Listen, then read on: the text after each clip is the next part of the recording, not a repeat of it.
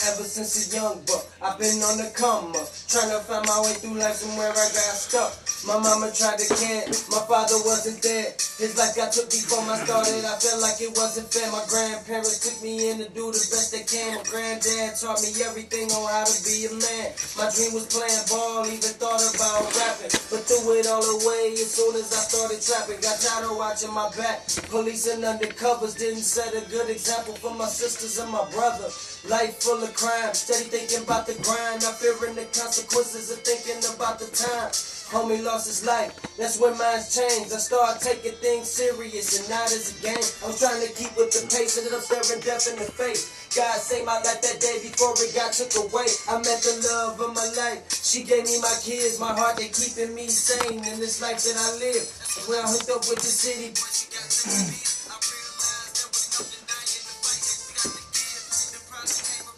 hey, if you could start it right now.